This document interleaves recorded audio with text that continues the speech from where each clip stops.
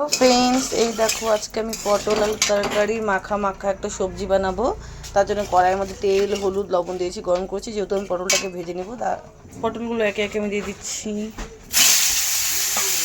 এই দেখো একে একে পটলগুলো খোলাই ছিল, পটলগুলো দিয়ে দিচ্ছি। পটলগুলো ভালো করে যেহেতু ভাজতে হবে, তাই এই পটলগুলো আমি অল্প করে ভেজে নিচ্ছি।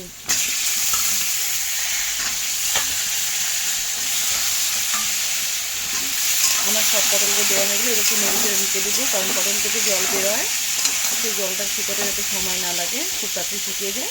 এই জন্য আমি একটু ধুতে নিচ্ছি। এই দেখো পটলগুলো বেশ ভাজা ভাজা হয়ে আসছে, কিন্তু আর বেশিক্ষণ ভাজবো না। এই দেখো বেশ লাল লাল হয়ে গেছে পটলগুলো, দেখেছো? এই দেখো পটলগুলো বেশ লাল লাল হয়ে গেছে। এই জন্য বেশিক্ষণ ভাজবো না, যেটুকুন ভাজা ভেজে নিয়ে তারপরে আমি খিচুড়িটা বানিয়ে নিচ্ছি।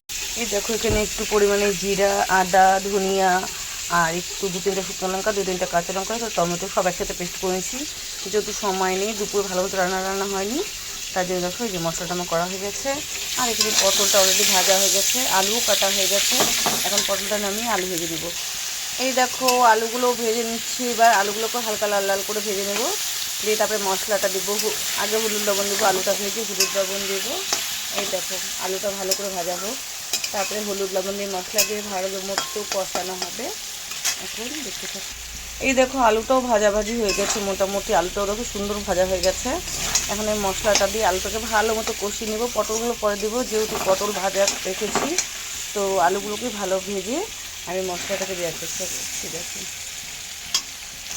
এই দেখো মশলা দিয়ে দিয়েছি, দেখেছো?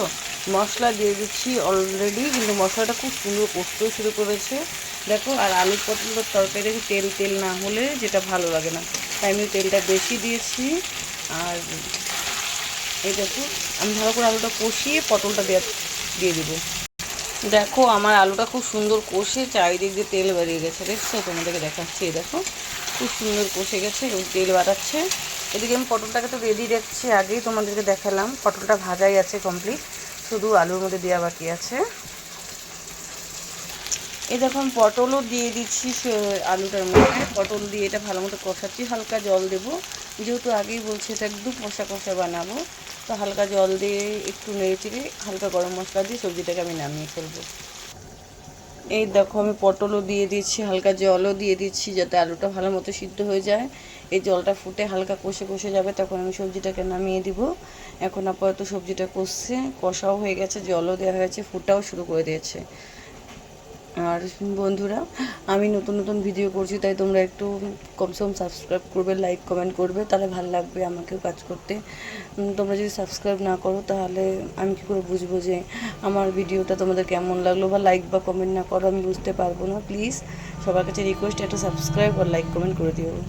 আমার রেসিপিটা আমি তোমাদের সাথে শেয়ার করে দিলাম। তোমাদের যদি ভালো লাগে প্লিজ প্লিজ প্লিজ পাশে থেকো। পাশে থাকার জন্য একটু সাবস্ক্রাইব করো, লাইক কমেন্ট করো। আর এই দেখো আমার সবজিটা এখন ফুটে গেলেই আমি নামিয়ে দিব। তার জন্য টাটা বাই।